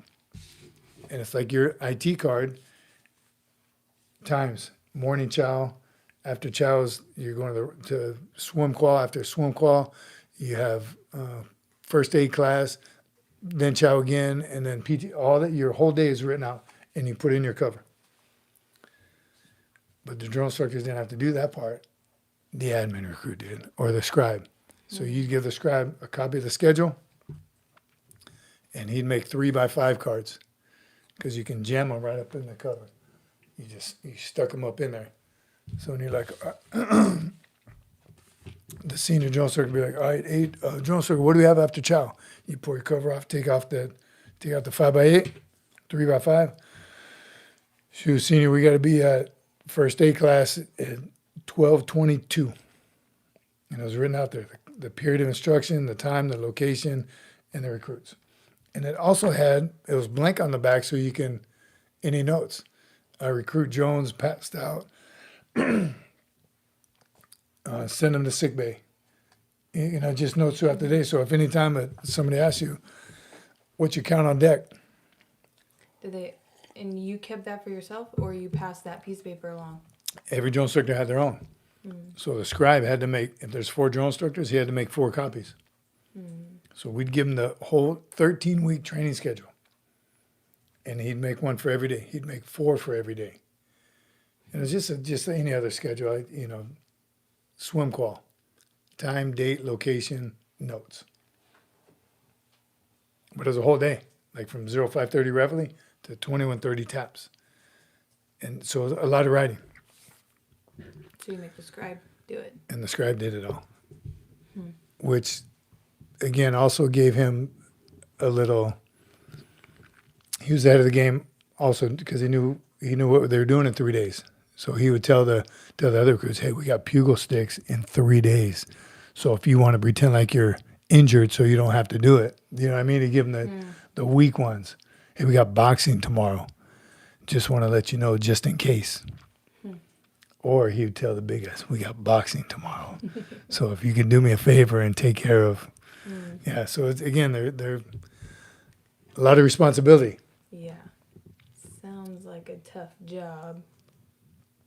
Well, house mouse. House mouse, scribe. And the whiskey locker recruit, he was always shady. Right? He always had some M&Ms stored up in there somewhere. He did. He extra boot polish that he would trade. And, yeah, he had a homemade cookie. Oh my god. Yeah. Found a Rice Krispie treat one time. Oh, I made everybody pay for that, baby. Was it worth it?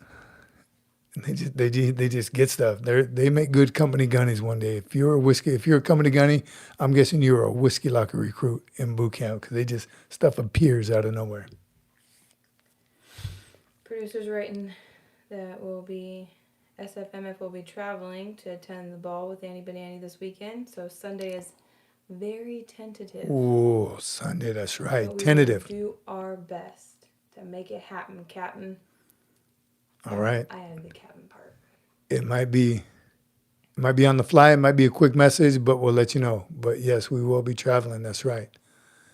Looking forward to that ball. And I think we're out of time.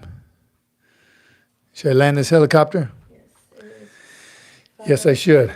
I have topics for next week that we never got to because it's ball season, so it's hard. It's very hard. I mean, there's so much that goes into Marine Corps birthday ball celebration and the birthday itself that's what we do. We're going to continue to talk about it. But great show again. Thanks, Kimi, Cocoa Pebbles, and Cocoa Puffs for being with us, testing out our new podcast style system. And we'll start getting some butts in seats so you can hear from someone else. I blame you, Jared. Besides the CC family. We'll get some guests. You may be next. So check your mail. Happy birthday, Marines. Happy birthday, Marines. Did somebody say that? Or are you saying that to God us? said that. Happy birthday, all Marines. Again, we won't see you on the 10th. Wait, what's the date today? 5th? And the 10th is what day of the week? Monday. Oh, in case we don't see you until then. No, you're gonna be on Sunday. We're gonna make it happen. Oh, we're going to make it happen on Sunday. So I'll see you the day before our birthday. 100%. We'll make something happen. Those of you who won't be here Sunday, for Monday, happy birthday. Oh my gosh. God bless you all. Be safe, be aggressive, and we'll see you next time. Semper Fi, my friends. Thanks for being here. Ebra. Give me one, Kimi. I'm not gonna edit you. Say it. You gotta say it. You gotta say it. Era. Ebra. Era.